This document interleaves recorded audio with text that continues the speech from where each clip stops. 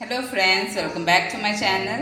ഇന്ന് നമുക്ക് north Indian type ഒരു ബ്രിഞ്ചോൾ കറി ട്രൈ ചെയ്ത് നോക്കാം. ഇത് നമുക്ക് യൂസ് ചെയ്യേണ്ട ചെറിയ ചെറിയ ബ്രിഞ്ചോൾസ് ആണ്. നമുക്ക് സാധാരണ നമുക്ക് എല്ലാ കടയിലും കിട്ടും. നിങ്ങൾ എന്തായാലും ട്രൈ ചെയ്ത് നോക്കൂ, ഇഷ്ടമാവും. അപ്പോൾ നമുക്ക് വീഡിയോയിലേക്ക് കിടക്കാം. നിങ്ങൾ എന്തൊക്കെയാണെന്ന് നോക്കാം.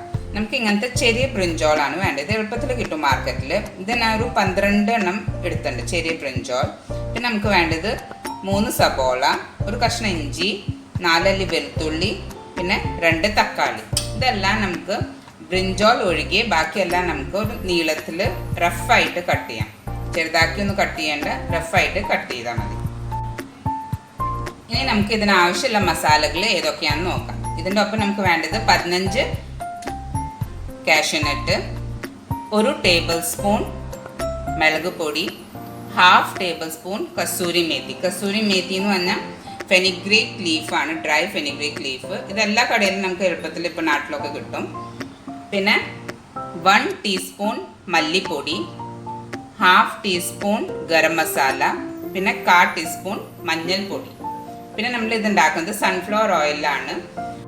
ഇനി നമുക്ക് ബ്രിഞ്ചോൾ എങ്ങനെ കട്ട് ചെയ്ത് എടുക്കേണ്ടതെന്ന് കാണിച്ചു തരാം. നമ്മളൊരു ബ്രിഞ്ചോൾ എടുക്കാം. ഇതിൻ്റെ മോൾ ഭാഗത്ത് നമ്മൾ ജസ്റ്റ് ഇതിൻ്റെ മോൾ ഭാഗം കട്ട് ചെയ്ത് കളയാം.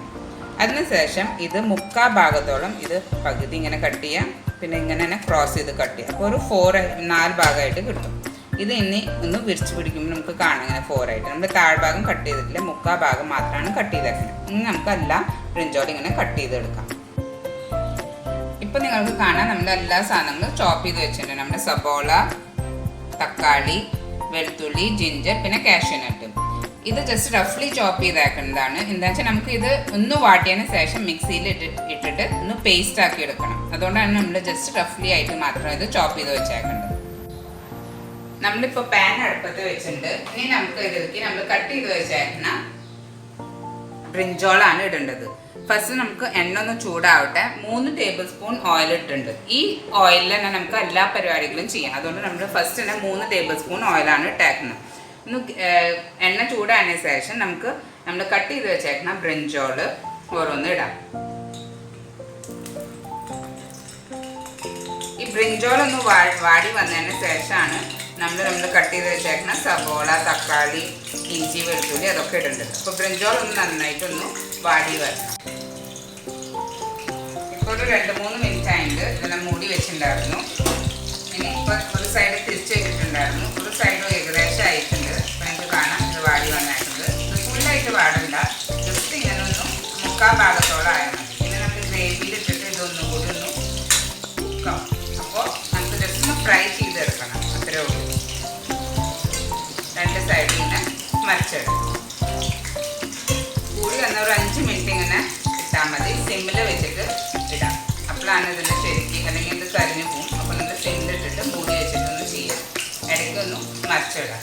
ഇത് 2 മിനിറ്റിന് ശേഷം നമുക്ക് ഇനി ഇതെടുത്തിട്ട് നമുക്ക് നമ്മുടെ സബോള ഇതിലേക്ക് ഇടാം. ഇതിനകത്ത് ഓരോന്നിങ്ങനെ ഇതിന്നെടുത്താണ്. അതിനുശേഷം ഈ ഓയിലിൽ തന്നെ നമുക്ക് നമ്മുടെ സബോള വാട്ടിയെടുക്കാം. അപ്പോൾ നമുക്ക് വേറെ പാൻ്റെ ആവശ്യമില്ല, വേറെ ഓയിൽ എടുക്കേണ്ട ആവശ്യമില്ല. ഇനി നമുക്ക് ഫസ്റ്റ് ഇതിലേക്ക് നമ്മൾ എടുത്ത് വെച്ചേക്കുന്ന കശുവണ്ടി ഇടാം. ജസ്റ്റ് ഒന്ന് ചൂടായി വരുമ്പോൾ നമുക്ക് നമ്മുടെ സബോള ഇതിലേക്ക് ഇട്ട് കൊടുക്കാം.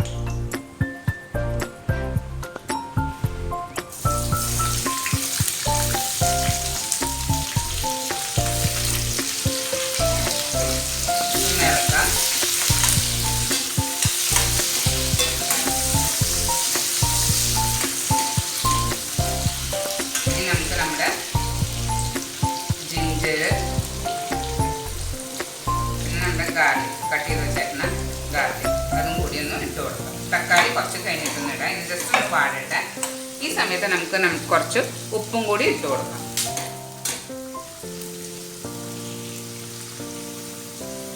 ഈ മസാലയ്ക്ക് വേണ്ട ഉപ്പ്, അപ്പോൾ ഈ സബോള വാടും ചെയ്യും, മസാലയ്ക്ക് വേണ്ട ഉപ്പും ആയിക്കോളും. പിന്നെ നമ്മൾ അവസാനം ഉണ്ടാക്കുന്ന സമയത്തും ബ്രിഞ്ചോളൊക്കെ ഇട്ടുണ്ടാക്കുന്ന സമയത്ത് നമുക്ക് കുറച്ച് ഉപ്പ് നോക്കിയിട്ട് ആവശ്യത്തിന് ഇട്ട് കൊടുക്കാം. ഇത് ജസ്റ്റ് ഒന്ന് വാടട്ടെ. ഇപ്പോൾ നമ്മുടെ സബോള ഒക്കെ ഒന്ന് വാടി വന്നിട്ടുണ്ട്.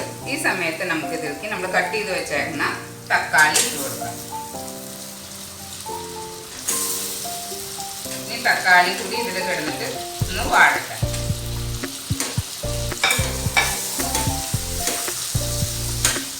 ഒരു 2-3 മിനിറ്റ് എടുക്കും തക്കാളി ഒന്ന് വാടി വരാനായിട്ട്. അതുവരെ നമുക്കൊന്ന് വെയിറ്റ് ചെയ്യാം. ഇപ്പം നിങ്ങൾക്ക് കാണാം നമ്മുടെ തക്കാളിയൊക്കെ നന്നായി വാടി വന്നിട്ടുണ്ട്. ഈ സമയത്ത് നമുക്ക് നമ്മൾ എടുത്ത് വെച്ചേക്കുന്ന മല്ലിപ്പൊടി, 1 ടീസ്പൂൺ മല്ലിപ്പൊടി ഇതിലേക്ക് ഇട്ട് കൊടുക്കാം. പിന്നെ നമ്മുടെ മഞ്ഞൾപ്പൊടി, 1/4 ടീസ്പൂൺ മഞ്ഞൾപ്പൊടി. എന്നിട്ട് നമ്മൾ എടുത്ത് വെച്ചേക്കുന്നത് 1 ടേബിൾ സ്പൂൺ മുളക് പൊടിയാണ്. അതിലൊരു 3/4 ഭാഗം ഇട്ട് കൊടുത്താൽ മതി. 3/4 ടേബിൾ സ്പൂൺ മുളക് പൊടിയാണ് നമ്മൾ ഇതിൽ ഇട്ടേക്കുന്നത്. ഇതൊന്ന് വാടി വന്നതിന് ശേഷം നമുക്ക് ഗ്യാസ് ഓഫാക്കാം. ഗ്യാസ് ഓഫാക്കിയിട്ട് നമ്മളൊരു കാര്യം ചെയ്യണം. ഓയിൽ സേവ് ചെയ്യാൻ വേണ്ടിയിട്ട് നമ്മൾ ജസ്റ്റ് ഇതൊന്ന് ചെരിച്ച് വെക്കാം. എന്നിട്ട് ഈ ഗ്രേവി ഒക്കെ കുറച്ചൊന്നും ഒരു സൈഡിലേക്ക് മുകളിലേക്ക് ആക്കി വെക്കാം. അപ്പോൾ നിങ്ങൾക്ക് കാണാം ഈ ഓയിൽ, എക്സസ് ഓയിലൊക്കെ ഇങ്ങനെ താഴേക്ക് വരണം. നിങ്ങൾക്കിപ്പോൾ കാണാം നമ്മുടെ ഓയിലൊക്കെ ഇത് ഇവിടെ താഴെ വീഴുന്നുണ്ട്. നമ്മൾ വാട്ടി വെച്ചേക്കുന്നത് മുകളിലേക്ക് ആയിട്ടിരിക്കുന്നത്. ഇതൊന്ന് ചൂടാറിയതിന് ശേഷം നമുക്ക് മിക്സിയിൽ ഇട്ടിട്ടൊന്ന് നല്ല പേസ്റ്റ് പോലെ അരച്ചെടുക്കണം. അതിന് ശേഷമാണ് നമ്മൾ ഇനി ഈ സെയിം പാനിലും സെയിം ഓയിലിൽ, ബാക്കി വന്ന ഓയിലിൽ തന്നെ നമുക്ക് ഇനി നമ്മുടെ കറി ഉണ്ടാക്കാം. ഇപ്പോൾ നിങ്ങൾക്ക് കാണാം നമ്മുടെ സബോള, തക്കാളി, ഇഞ്ചി, വെളുത്തുള്ളി ഒക്കെ പേസ്റ്റ് ആക്കിയിട്ടുണ്ട്. ഇനി നമുക്ക് ഗ്യാസ് ഓൺ ആക്കിയിട്ട് ആ ഓയിലിനെ ഒന്ന് ചൂടാക്കാം. ചൂടാക്കിയതിന് ശേഷം നമ്മൾ ഈ അരച്ച് വെച്ച പേസ്റ്റ് ഇതിലേക്കൊന്നും ഇട്ട് കൊടുക്കാം.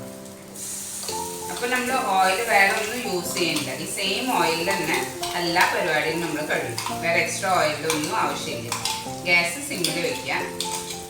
ഈ പേസ്റ്റ് ഇടാം. ഈ പേസ്റ്റ് അരയ്ക്കുന്ന സമയത്ത് ഞാൻ ജസ്റ്റ് 1 ടേബിൾ സ്പൂണ് വെള്ളം കൂടി ഇതിൽ ചേർത്തിയായിരുന്നു. എന്നിട്ടാണ് നല്ല പേസ്റ്റാക്കി എടുത്തേക്കുന്നത്. അപ്പോൾ നിങ്ങൾക്ക് കാണാം ഈ ഇതൊന്നും ജസ്റ്റ് ഒന്ന് ഇത് ഓയിൽ മിക്സ് ചെയ്തിട്ട് ഒന്ന് ചൂടാവട്ടെ. ഗ്രേവി ഒന്ന് തിളക്കുമ്പോഴേക്കും നമ്മൾ മിക്സിയിൽ 2 ടേബിൾ സ്പൂൺ വെള്ളം കൂടി ഒഴിച്ചിട്ട് ജസ്റ്റ് അതിൻ്റെ ആ ഗ്രേവി ഒക്കെ എടുത്തിട്ട് ഇതിലേക്കൊന്ന് ഒഴിച്ചു കൊടുക്കാം. അപ്പോൾ ഗ്രേവി ഒന്നും നമ്മൾ വേസ്റ്റ് ആക്കുന്നില്ല. അത് അങ്ങനെ തന്നെ ഇതിലേക്ക് ഇട്ട് കൊടുക്കണം. ഇതൊന്ന് തിളച്ച് വരുന്നുണ്ട്. ആ സമയമാകുമ്പോഴേക്കും നമുക്ക് നമ്മൾ എടുത്ത് വെച്ചേക്കണം നമ്മുടെ കസ്തൂരി മേത്തി നമ്മളിത് എടുത്തിട്ടുണ്ടായിരുന്നു. ഇത് കയ്യിൽ ഇങ്ങനെ നടുക്കി വെച്ചിട്ട് ജസ്റ്റ് ഇതൊന്ന് റബ് ചെയ്യുക. എന്നിട്ട് ഇതിലേക്ക് തന്നെ ഇട്ട് കൊടുക്കാം. ഇത് നല്ലൊരു ഫ്ലേവർ ഇതിന് കൊടുക്കും. എന്നിട്ട് ഇത് ജസ്റ്റ് ഒന്ന് തിളക്കട്ടെ. പിന്നെ നമുക്ക് ഇടേണ്ടത് നമ്മുടെ ഗരം മസാല, നമ്മൾ എടുത്ത് വെച്ചേക്കുന്ന 1/2 സ്പൂണ് ഗരം മസാല ഇതിലേക്ക് ഇട്ട് കൊടുക്കാം. പിന്നെ നമ്മൾ 3/4 സ്പൂണാണ് നമ്മുടെ മുളക് പൊടി ഇട്ടുണ്ടായിരുന്നുള്ളൂ ആ സമയത്ത്. ഈ സമയത്ത് നമ്മൾക്ക് ആ ബാക്കിയുള്ള 1/4 സ്പൂൺ മുളക് പൊടി കൂടി ഇതിലേക്കൊന്നും ഇട്ട് കൊടുക്കാം.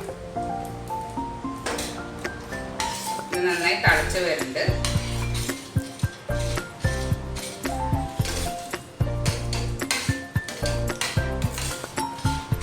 ഈ സമയത്ത് നമ്മൾ നമ്മുടെ വഴുതനങ്ങ, വറുത്ത് വെച്ച വഴുതനങ്ങ ഇതിലേക്കൊന്നും ഇട്ട് കൊടുക്കാം.